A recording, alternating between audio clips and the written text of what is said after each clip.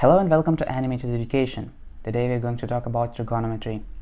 So I won't be solving any examples in this tutorial. I simply want to show you some very useful trigonometry identities in physics.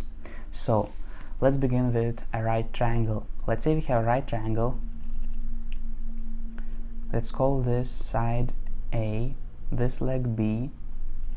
This is a right angle and this hypotenuse C. So if you want to calculate this angle alpha, a sine of this alpha, okay, so we need to take this leg in front of an angle A and divide it by hypotenuse C. If you want to calculate cosine of this angle, we need to take the leg near the angle, okay. So we need to take B and divide it by hypotenuse. Now, if we want to calculate tangent alpha, we don't need a hypotenuse. We simply need to take this leg A and divide it by B. Cotangent is very similar, but it's the opposite of tangent, so it's B divided by C. Now, this is the identities for a right triangle, but it's also very important to know a Pythagorean theorem.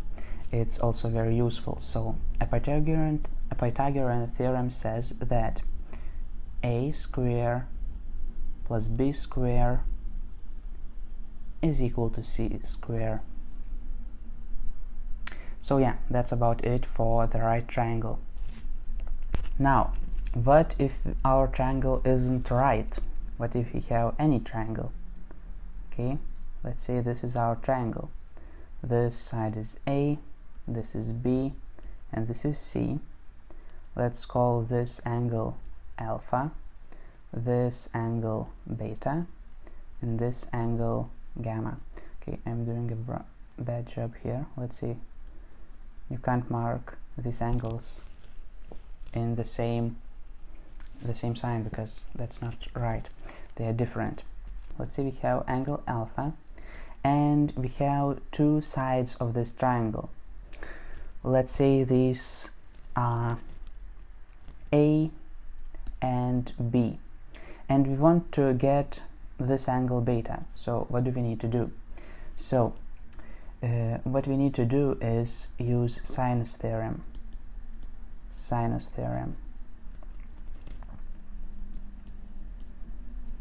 What this theorem says is A divided by sinus before that side is equal to B divided by sinus beta, and it is equal to C divided by sinus gamma.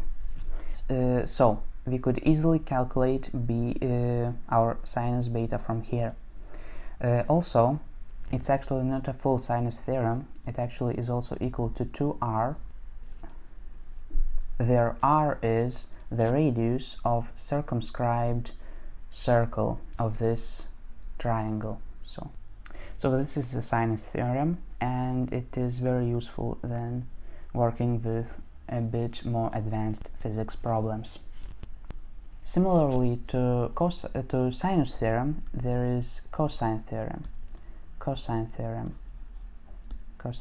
Okay, so what it says, well, let's say we have a triangle, any triangle, A, B, C. This is beta, this is alpha, and this is gamma. It says that a square is equal to b square plus c square minus 2 times b times c times cosine cosine between b and c. Okay, so this will be alpha, or you can think at this like an angle before our side that we want to calculate, A. I think that you also should know these two identities.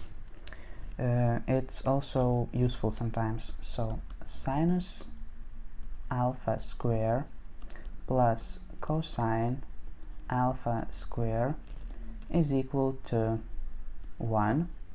You simply should remember this. I don't think that you need to know the proof of this. And sinus of double alpha is equal to 2 times sinus alpha times cosine alpha. So yeah, I think that's it. I think you should simply remember these identities, and there's no need for you to know the proof of them, because, well, it's not mathematics, it's physics, and we don't care about proofs of mathematics, of mathematical identities. So yeah, I hope you understood, and see you next time.